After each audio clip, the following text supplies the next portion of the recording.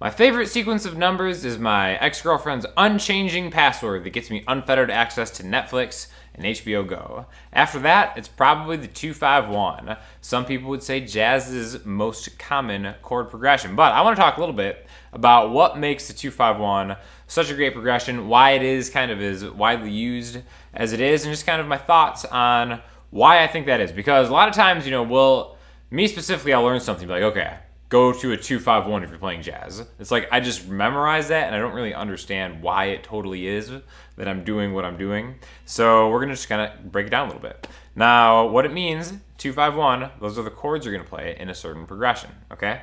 Any key has 7 notes, 1, 2, 3, 4, 5, 6, 7. Each of those different notes can become a chord. By the way, I'm playing this D'angelico Deluxe Atlantic for this. Any one of those notes can become a chord. 1, 4, and 5 are major chords, 2, 3, and 6 are minor chords, 7 is a diminished chord, okay? I'll link you to a video if you don't know that, because you should probably at least have that under your belt before we kind of get talking about this. But when you do a progression that's a 2-5-1 in the key of C, that would give us a D minor, the 2 chord, the 5 chord, G, and then the 1 chord. Okay? So 2, 5, 1. Now, there's a lot of different ways you can play that. You can play them as extended chords. So instead of D minor, G, C, you can play D minor 7, G7, and then maybe C major 7, something like that.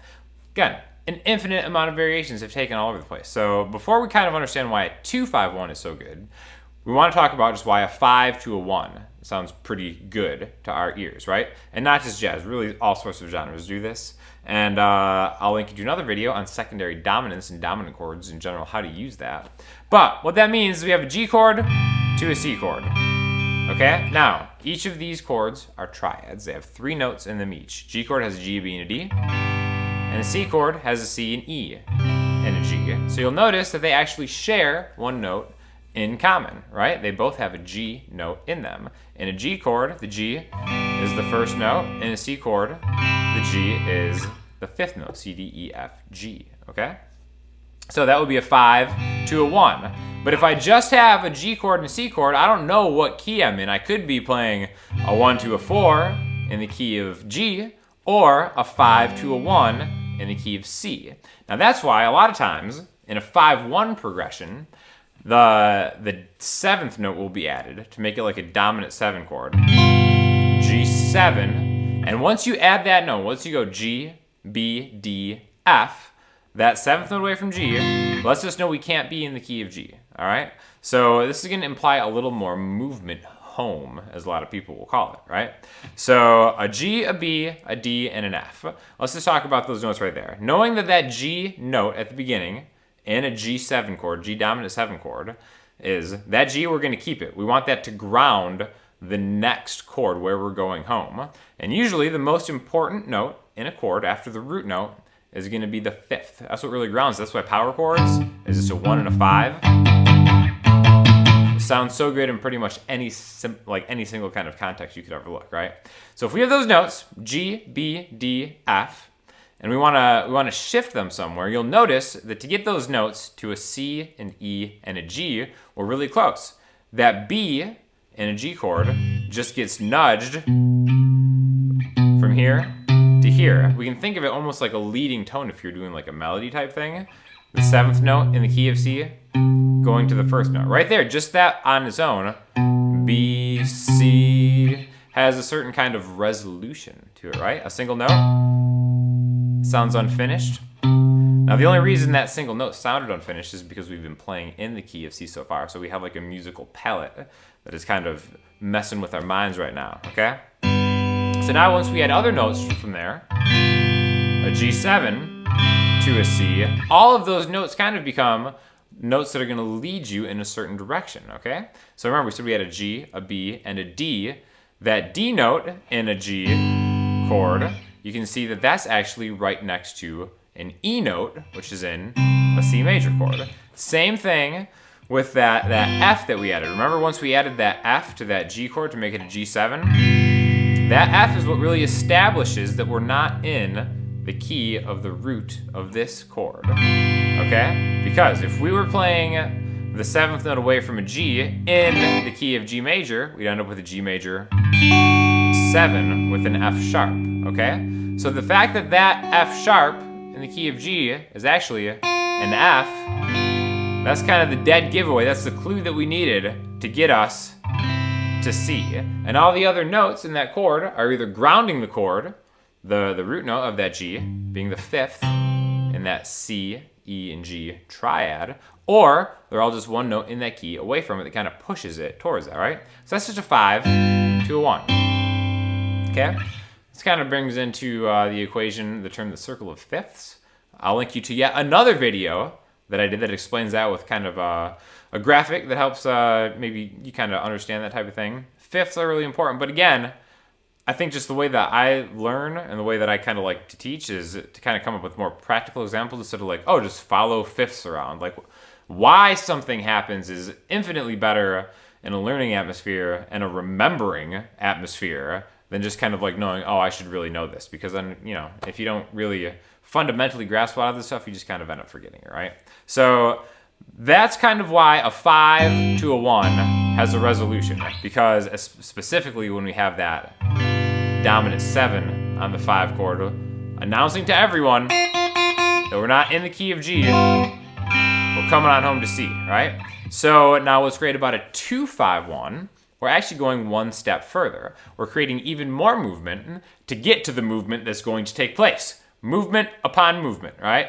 This is super jazzy because jazz people love getting fancy. So this is kind of being double the fanciness right here, right?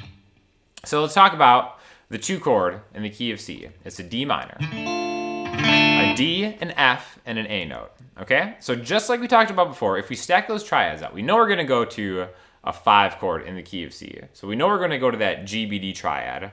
We have a D, an F, and an A. If you look at the notes right there, the root note in that 2 chord is the same as the 5th in the chord that it's going to, that D. So that D is kind of grounding this chord, while the other 2 notes, the F and the A, are really close to, again, the note after F in the key of C is a G, and the note after A in the key of C is a B, A, B. So really we're kind of being pushed to the chord that is eventually going to push us to the 1 chord.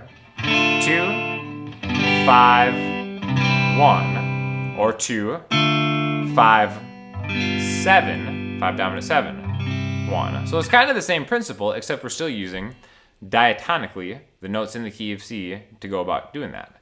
Now, if we just used a regular 5 chord to get to the G, then it would be a D major to G, which a lot of jazz guys do that too, right? That would just be almost like a major 2 chord, if you want to look at it that way.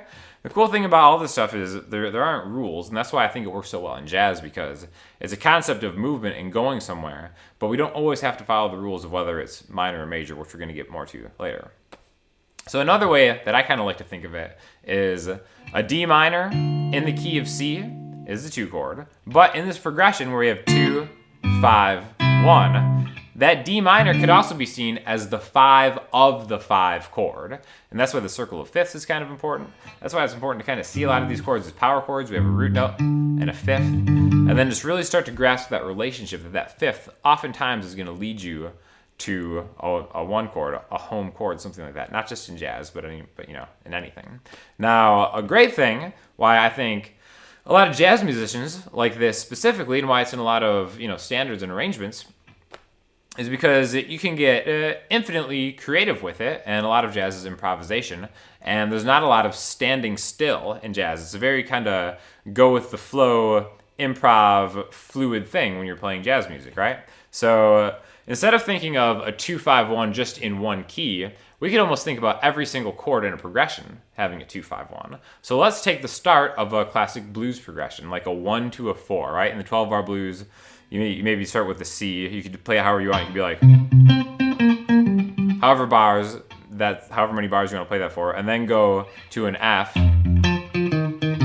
right? C, D, E, F, a 1 to a 4 progression. We can start sliding in 2-5-1s in each particular chord, and then kind of really fleshing out that progression. So maybe let's take my favorite thing, major 7 chords. Any major chord, you can always turn to a major 7 chord if you want. So we're gonna have a C major 7, and then an F major 7, Okay, so I'm thinking about this as a 1 chord to a 4 chord in the key of C, right? Now, even though I'm kind of playing it rhythmically, I'm kind of sitting on those chords. Now, if I wanted to have some more action,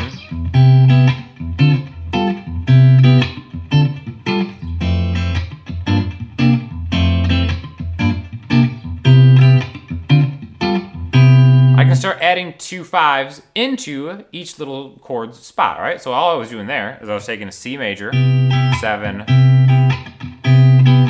2, 5, 1. And now you can really slap any chord voicing you want to. What I'm doing there is for the 2 chord, I know it's minor. In this hand shape where my pointer finger's on the 8th fret, my ring finger's on the 9th fret of the D string, my pinky's on the 9th fret of the G string, my middle finger's on the 8th fret of the B string. A voicing that's going to work really well for a 2 chord, a minor 2 chord, would be a minor 7 chord, just kind of strapped along the 10th fret. 10 E, 10 G, 10 D, 10 G, and 10 B. And then going down to the 5 chord, right? 1, 2, 3, 4, 5, which is the 10th fret, there's that G, and playing like a dominant, 9 chord, something like that, right? So even though I'm not playing a regular 2 minor chord and a 5 chord, or even a 5/7 chord as they call it, I can just put any minor or dominant chord voicing on there, and then I get a 1, 2, 5, 1. As often as you want to do it, to try to make it less annoying, right? And then I'm going to the 4 chord, I can just 4 chord. And then I can think 2, 5, 1. Even though it's the 4 chord, while I'm here, I can almost think of it as its own 1 chord, right? A really cool thing about a lot of these things, like let's do let's do the same thing in the key of G, all right? Let's kind of switch it up. The people's key, the key of G.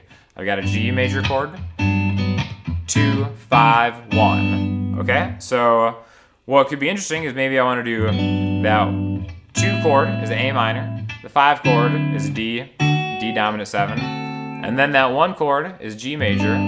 What I could do next is make that 1 chord minor all of a sudden, right? Like a parallel minor thing. Again, really changing the class of these chords is something that is very jazzy. You'll see in a lot of different jazz standards. You'd be like, well, that doesn't look like a 2-5-1. A lot of times you can see the patterns of it, and it really ends up being a 2-5-1. I think like Autumn Leaves is like a really good example of something like that. Super classic progression, right? This isn't that, but what I'm saying is if we have a 2-5-1, we could change that G to minor, and now it was the 1, but now we're thinking of it as a minor too. So now we have a 2. And it's always easy to remember what the root note is when you're a 2, because you just go back a step. So now I'm in the 2 in F. 2, 5, 1. Okay, so I started in the key of G. 2, 5, 1.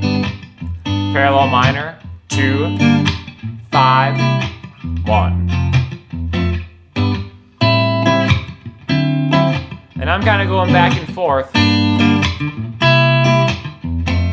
So it's just a very interesting way that you can really quickly make some progressions that, again, if you're, one of the reasons it's great in jazz is you can improvise over all this in a very cool way because it's kind of open for interpretation what key you're in. So you can kind of call upon like, your toolbox of keys and licks and arpeggios and stuff like that, and then kind of fluidly transition between things. Which again, so that's why it's great to know the circle of fifths. Even if you want to leave that 2 out of there, that 5 to 1 is something that I think you should really be profoundly aware of when it comes to either writing your own songs, kind of pushing, composing something in a certain direction, and then going the next step and just kind of adding the 5 of the 5. And really it doesn't have to stop there. You could have the 5 of the 5 of the 5 of the 5 of the 5. That's why that circle of fifths things just keeps rolling and rolling. So it's just kind of like a different maybe explanation of the 2-5-1 that, it was something that I always just kind of like heard about, but I never really studied, and that's just kind of like the way I think of it. There's a lot of other ways that people explain it. That's just kind of my take on it.